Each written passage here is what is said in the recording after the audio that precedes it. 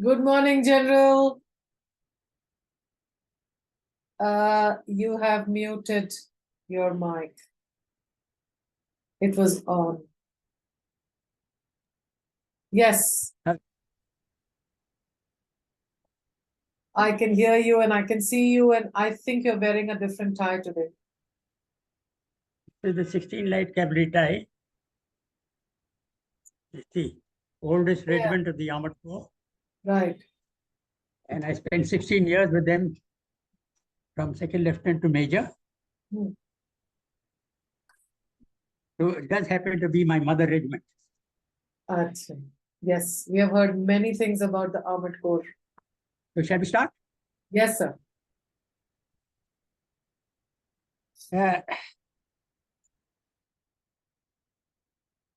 We were talking about the fact that we nearly went to conflict with Pakistan in the early 1990s and various aspects of that occasion.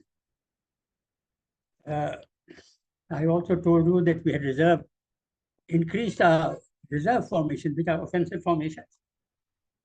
In other words, we had overwhelming strength as far as Pakistan is concerned. But now, when we talk about China, I had told you last time that we did not expect China to also intervene in case there was conflict with Pakistan. I'm talking of 1990, early 1990. That is because, firstly, in the winter areas, right up to February, March, maybe April, the passes in the high Himalayas are closed due to heavy snow. And secondly, we had fairly good defenses for defense purposes. Now, Pakistan did threaten with nuclear weapons at that time because they had nuclear weapons and we did not. And many American authors wrote books and went to town, as I told you, to say that India got frightened because of the Pakistan nuclear weapons and the fact that we didn't have any. So we did not want to go to war. But that is not true. As I told you, the IPK had come back. We had overwhelming strength to deal with Pakistan. In any case, when you tussle on the borders, nuclear weapons cannot be used on the border areas because they'll affect Pakistan as much as they will affect us. We were not concerned with the fact that they had nuclear weapons. I must say here that I do believe that Pakistan is as responsible as anyone in the world, including the United States and Russia, and for that matter, India, about the use of nuclear weapons. They're supposed to be a deterrent in case you are heavily attacked. But everybody knows that to use a nuclear weapon is going to be a very big crime against humanity. And also, it will cause destruction to all concerned, not only to your enemy, but to yourself. So I do believe that the Pakistanis have responsibility in this aspect.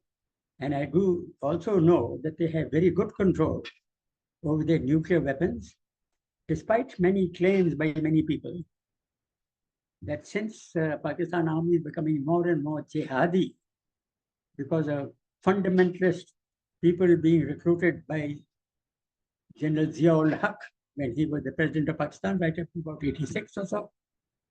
But the fact is, I think that their control of the nuclear weapons is very appropriate.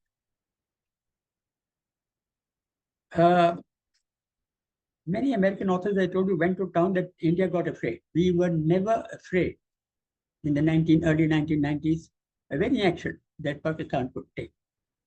Of course, that ball game has changed now because we ourselves, after much persuasion by all of us to the Vajpayee government when he took over, Congress was afraid to develop the nuclear weapons. I told you earlier that Indira Gandhi had done a demonstration device, a nuclear device being exploded, to show to the world that we have the technology.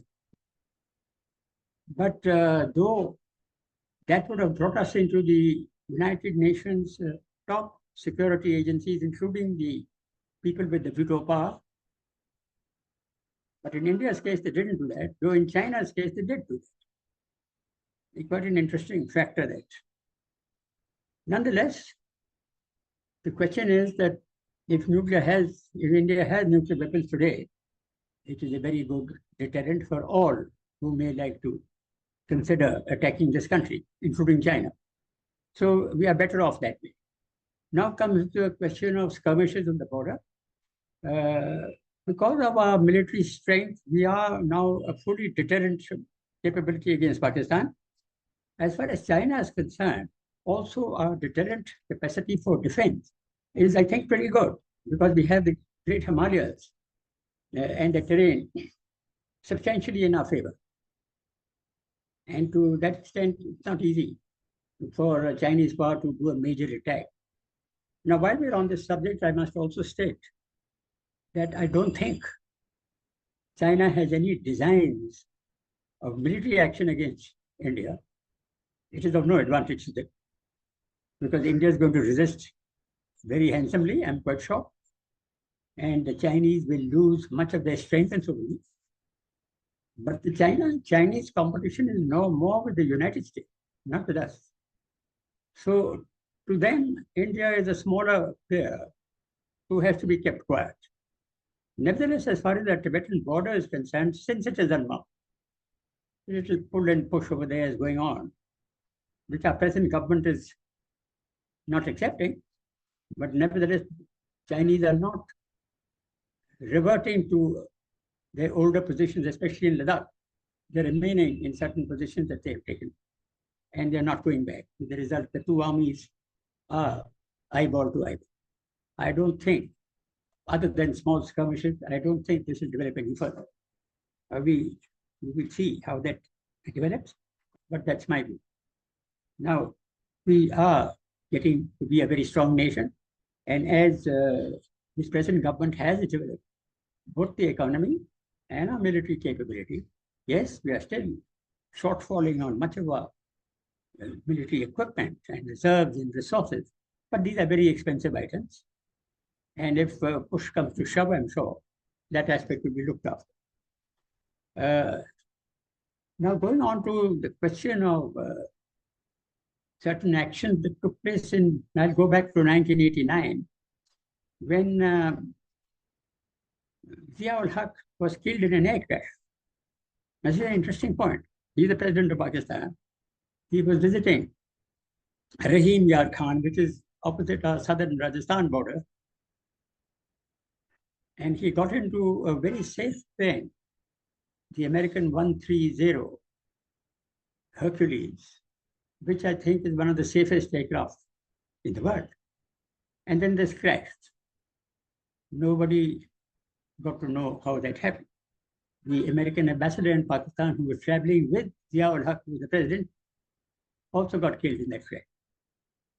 But I must share with you that some of our army forward listening posts on the Rahim Yar Khan Rajasthan border picked up radio communication of this aircraft's internal communications in the cockpit. And we got information that according to this readout of the information that our forward listening electronic post had picked up, there was an argument inside the cockpit between the captain of the aircraft and his number two, who was his co-pilot.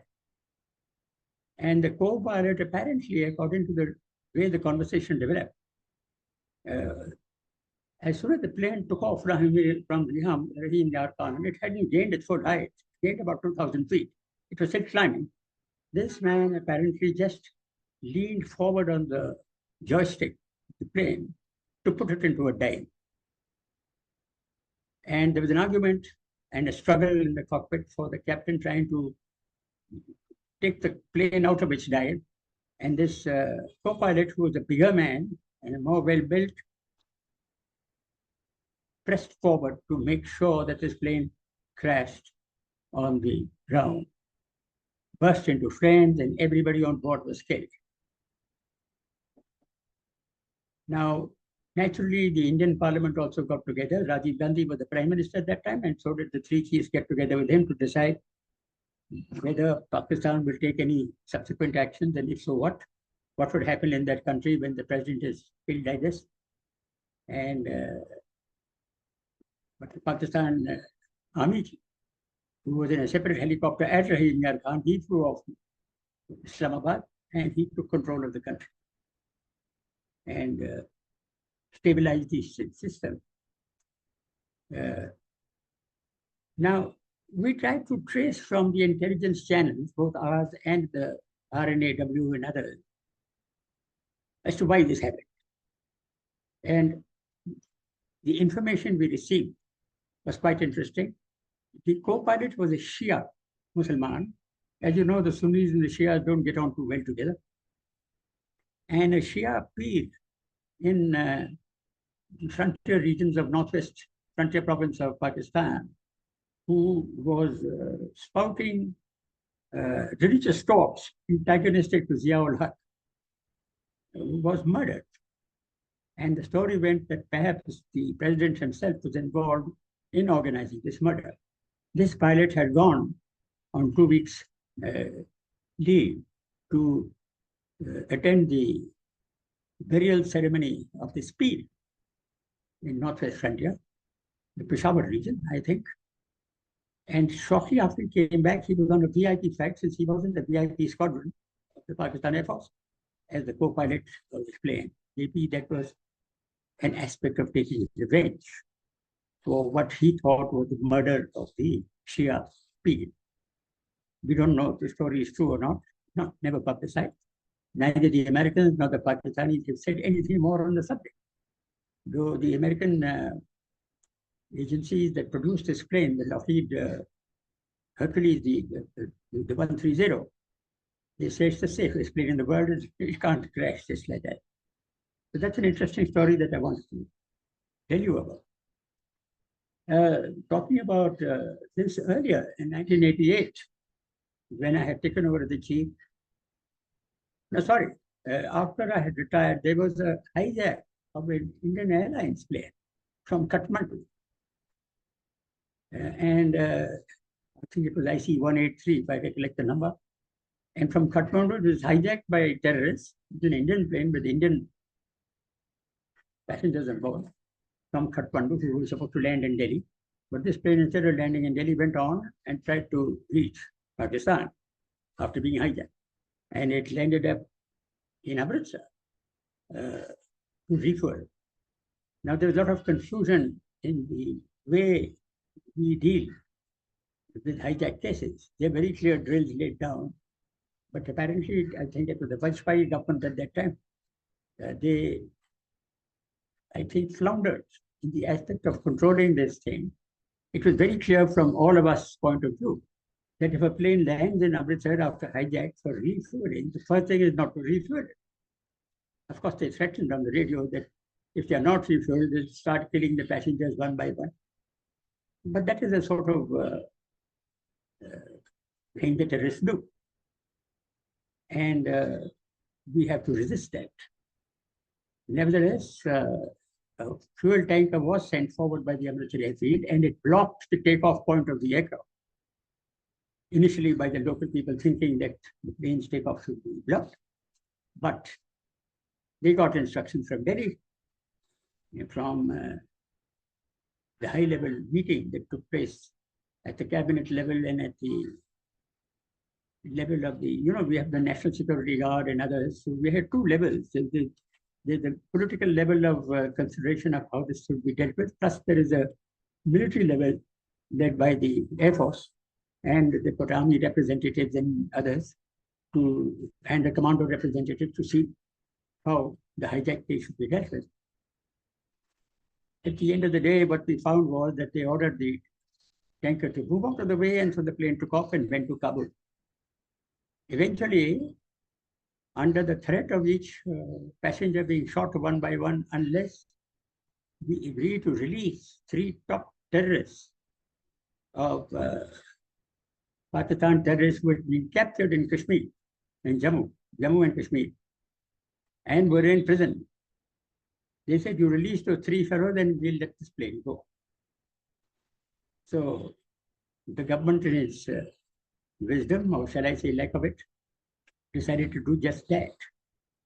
And they released these 3 terrorists and conducted them. I think then Foreign Minister Jaswant Singh accompanied them to Kabul and handed over these 3 prisoners to the terrorists in Kabul airfield. And so this plane was released, and about 25 or 30 Indian citizens were being threatened to be killed, got saved, and they came back. Of course, one of the motivations for this decision was the fact that the wives and children and relatives of these people who were stuck in the aeroplane,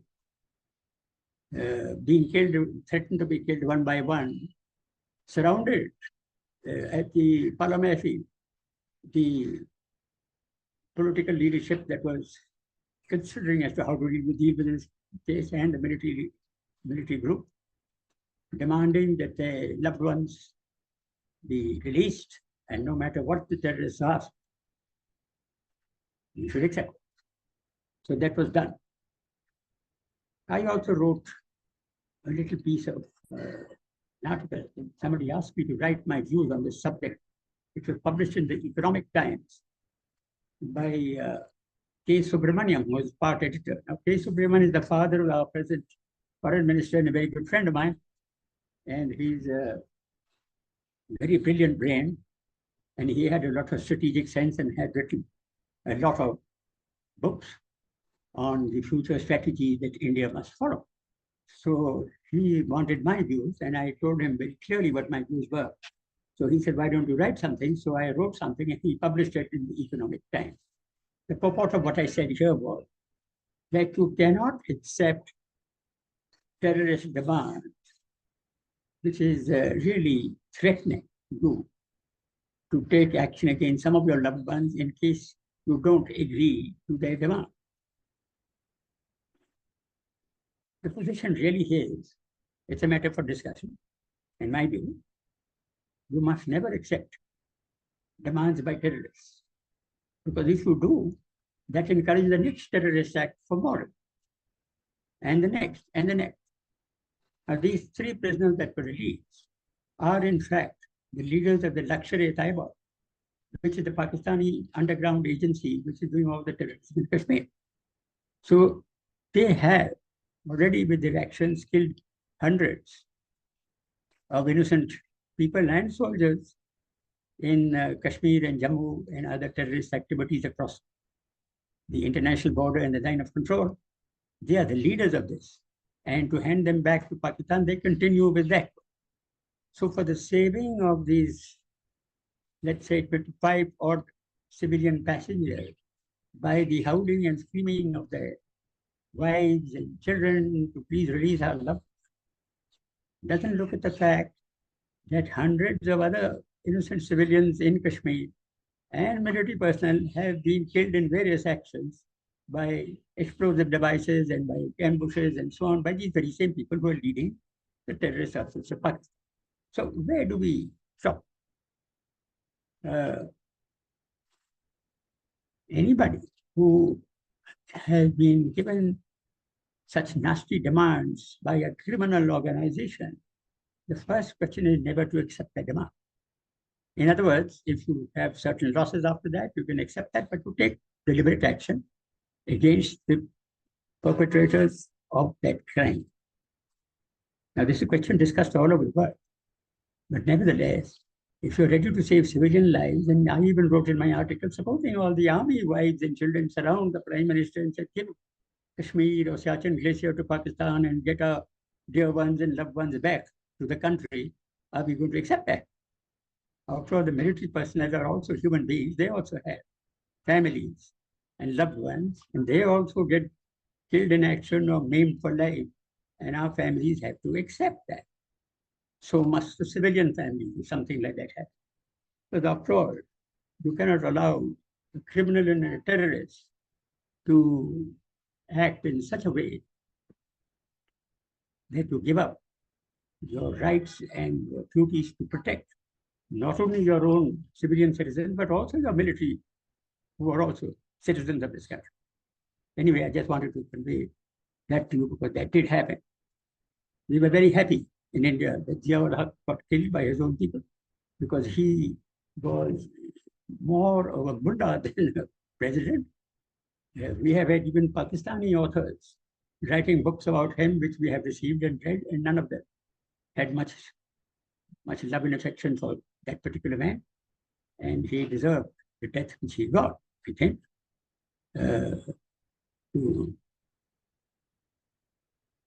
This is a sort of crime which we have to deal with. Now,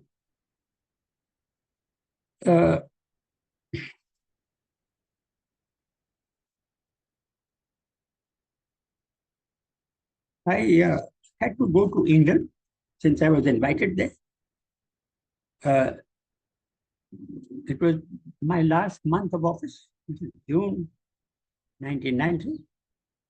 But the British Army chief was insisting that I should come. And they approached, as I told you earlier, through the ambassador, the High Commissioner here, David Goodall, the Foreign Ministry, and the Foreign Ministry requested me to accept. So through and I did go to England for about a week over the period of first week of June, because I was due to the Indian Military Academy to take their passing out parade later on in June. That was by about the 10th of June. So we spent about 5 or 7 days in Britain. And it was over a weekend. And the British chief did two things which are very interesting. First, he had a big dinner. And there were at least 8 or 9 other chiefs from the Commonwealth and from Nepal who were attending this because the British had a huge military, what do you call it, a show in some of the fields which they requested us to attend, where military equipment, Air Force, Navy, and Army guns, equipment, aircraft, etc. were on display and giving all sorts of demonstrations so that British equipment could be bought. This is run by the Royal Ordnance, and we had a very interesting time watching that. But at the dinner on the 4th of June, which happened to be my birthday, he had a big dinner, sit-down dinner for all these chiefs, about 5 or 6 chiefs from Commonwealth countries, plus myself. And with quite a surprise, because we never expected this. Before we started our dinner, the 2 bagpipers came and stood behind my chair playing beautiful music on the pipes. And then a huge cake was brought with many candles on it.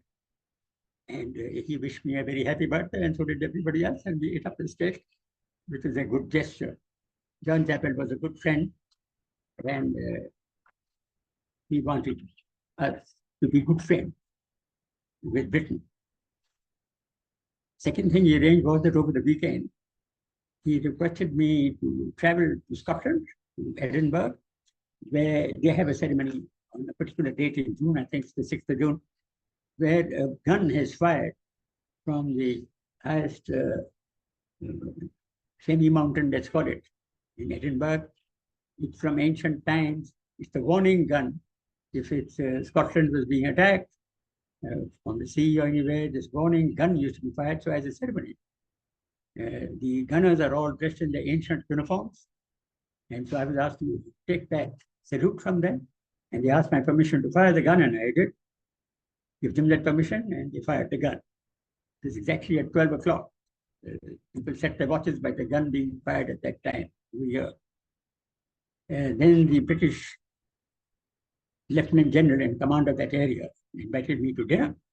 And I must say that his mother-in-law was also there, very interesting lady, and she told me that her husband, as a Major General, commanded the whole of Scotland during World War II.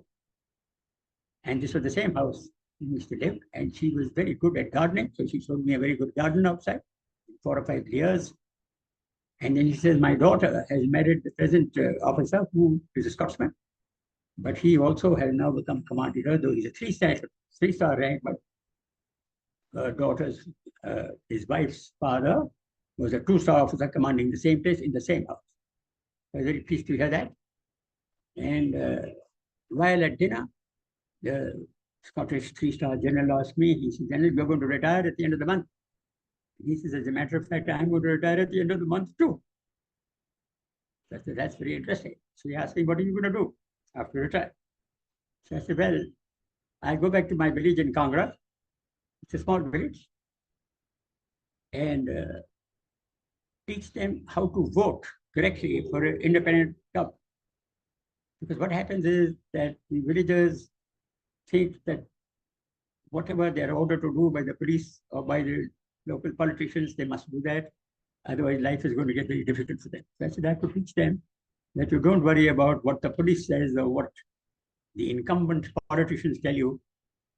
You vote accordingly, and if you find that the politician you voted for last time has not given you the development that is necessary in your village, like taps with water in them, water lines, electricity connection, things like that. It's an ancient village and didn't have these things, and so it was slowly developed. I said, then you don't vote for the politician who represents you but has not given you what he said he would give to you.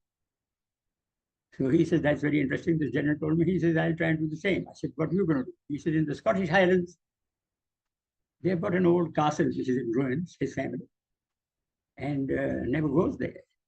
He said, those Scottish mountain tribes, as you can call them, the various tribes of Scotland there. He said, they're in an ancient cusp of history themselves, and they vote according to whatever the politician tells them to vote. He says, I'll do the same. I'll go and encourage them to vote independently so that they get more development and roads, and electricity, water connections, jobs must be created. Otherwise, there's no point in it. So I'm pleased to know that he got that idea from me. And you do require to go to remote areas and explain to people how to utilize this democracy in a better way than what is being done now.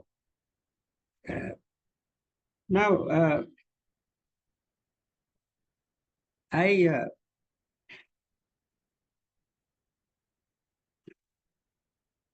retired at the end of June 1990. V.P. Singh was the Prime Minister, and he requested me to come and have dinner with him as a final.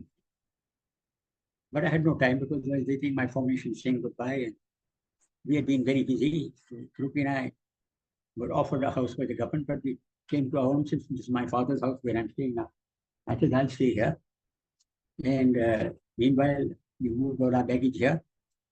And it took us many months to settle down because a large amount of baggage, papers, everything was in a mess. We got that done. But a few days after my retirement, I went to V.P. Singh, Mr. V.P. Singh, the Prime Minister, and he gave us a very good dinner. His wife had a brother in my regiment, 66 Armored Regiment, and he was the range officer in Jaisalmer, where we had got a range. He was a lieutenant colonel by rank, and he wasn't going to get promoted anymore, but he's a very good, fine man. And I knew him very well. So V.P. Singh's wife was his elder sister. So there was some connection over here. Now, if you recollect that V.P. Singh brought in what is known as the Mandal Commission. So I asked him, I said, Prime Minister, what was behind your mind to bring this? He told me, like he told me earlier, that, he was in Colonel Brown's school in Dehradun, and he was a bit of a kunda of the class. Anything that went wrong, he used to blame V.P. Singh, even when he was a kid. Even now, this Congress party let me down. They were supporting my government from outside because Rajiv Gandhi demitted office and didn't want to stand again because he did not have a full majority. And they're supporting V.P. Singh from outside, so his government functioned. Not going to support me any longer because they wanted to make Narasimha Rao the Prime Minister. So he said, I gave it back. Anyway, the Mandal Commission is interesting because it created a lot of hassle in the country. And nevertheless, to give certain rights to those who are disadvantaged, not a bad system. These things happen in our country, politically and otherwise, and I think it's all to the good because eventually we have to get over this and treat everyone equally, even those who are not very advantaged in life. Now, A few points about the future. I retired and I went to my village and I lived a very good life. 18 years after my retirement, the then National Security Advisor, who was M.K. Narayanan. Now you recollect this name I told you when I was the chief. He was the head of the IB. And you recollect that he is the man, along with the head of law, who came to my office and told me we have lost Kashmir. And I told him to keep his mouth shut. And that's because his 5 intelligence officers had been shot dead. And he lost control of Kashmir because he had no intelligence. So the army took over and we produced intelligence and we managed to control the situation. I've given you the story earlier. He rang me up. He says, General, I would like you to join the National Security Advisory Board. Now, this board is something that has been thought of by me when I was the chief. I said there should be a group of human beings. Now, I don't think this was an original idea by me. This was an idea followed by many Western countries. And also, Pakistan had got something like that very recently. And when I had gone to Australia on my first visit, I had been interviewed by their National Security Board. And so I got the idea. They are a think tank for the National Security Advisor. So you have a National Security Advisor and you have a National Security Advisory Board comprising some 15 or 18 people from all walks of life.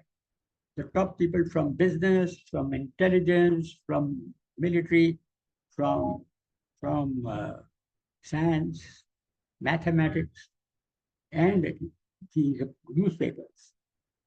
For instance, in the National Security Board, we have some of the top editors of our newspaper also. The idea here is that you get together once or twice a month and you have certain discussions and you stay for 2-3 days to write papers on subjects that might interest the government in due course, because the government doesn't have time to look at the future. They are very busy doing the day-to-day thing because, things are very exciting in all nations, as you can see. So governments are very involved in the day-to-day handling and control of the various countries and their foreign policies. But they don't look at the future. What's going to happen 5 years down the line? What should we think or prepare for? So these boards do that and they discuss anything, everything. So he asked me, he said, why don't you join this? I said, look, you and I never agreed, and I didn't think very much of your views in the first place. So I don't know how you're expecting me to be of relevance in your National Security Board. He said, no, General, that's why I'm calling you, because you disagree. And we want to hear why you disagree and what are your views so that we can consider these before thinking of writing various papers. So I took that on and I spent 2 years with the National Security Advisory Board in 1987 to 1989 or so. Many years, 16, 17 years after my retirement, 18 years after my retirement. I found it a very good, interesting place in which to try and contribute, especially in how India should deal with our northern neighbor.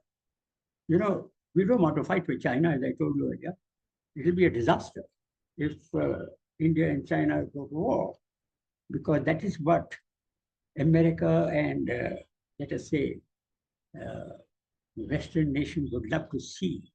These two mighty population countries bash their heads and break themselves up so that the West can continue controlling the world like they have done so far. I think that is changing in the world, and we must not, under any circumstances, permit serious conflict. Fiddles on the border will take place because we are neighbors, so certain fiddles will take place. But we have to use diplomacy and politics to make sure there is no conflict. As I told you once earlier, it is not the military which creates war, it's the lack of diplomacy and the politics which creates war. The military are the ones who handle the conflict, and the military are the ones who give their lives for it. But the decisions by the politics is the one which is the cause, and therefore they must be responsible and they must make correct decisions, careful decisions, and not put the country into trouble. Therefore, settlement of the borders eventually does depend on the political viewpoint and the way diplomacy is required to function.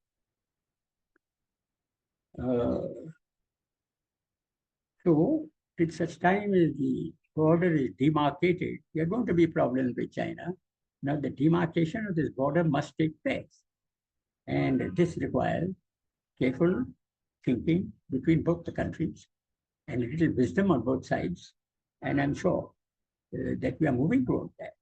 I told you earlier that once when Rajiv Gandhi had gone to Beijing to meet Deng Xiaoping, they had decided to do this. And in 1994, I think it was, a group of people did get together from China and from India to decide on certain aspects of the border.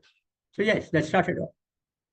But it has not come to completion because Chinese stand their ground and perhaps we stand on ours, and we have to give and take it to sort this out. So this is a point which is very important. Though we must defend ourselves and make ourselves strong so that the military is a deterrent to any major action, at the same time, we must make sure that politically and diplomatically we avoid a full-scale conflict with China. Russia has been our friend, and now many people are writing that, look, Russia has gone into the arms of China because of the Ukraine war. I don't think that affects the strategy and, shall I say, future thinking of Russia is very aligned to that of India. And we will continue to remain friends. And there's no doubt that the Russians have supported us very handsomely in the 1971 war. And there is no doubt that this association must continue, whether the West likes it or whether they don't like it. The Western world does think that India must conform to whatever the West wants. Those days have gone. India is a very mighty power on its own rights now. Therefore, we can stand our ground, and we don't want to be offensive with anybody across our borders, but at the same time, we are a very great force for peace and goodwill. Our problem with Pakistan is the one example, which is, of course, the opposite. Nevertheless, we have good relations with every other country in the world, I would say, except this border little problem with China. But otherwise, diplomatic and, let us say, trade relations with China, trade relations are in fact increasing. They are not decreasing. So we are getting a lot of stuff from China, more than what they get from us. But these are very essential things. You know, your medicines, for instance, the various chemicals that come from China are the ones that make our medicine. So these are important things, and we have to continue that relationship. So I retired on 30th of June, 1990. And then in 2007, 8, 9, I was the National Security Advisory Board. When I was there, I came to know exactly what the military and all of us are thinking. We did write a paper, a Navy officer, a senior officer, and an ex-retired Air Force chief and myself, a military paper to suggest to then Prime Minister Manmohan Singh as to what should be the future size and shape of the military and what should be our aims. What has happened with that, we don't know. But nevertheless, the Prime Minister did get that. And I think one of the results of that is that in the East, a new offensive corps is being raised. This is for the McMahon Line frontier of Arunachal Pradesh. And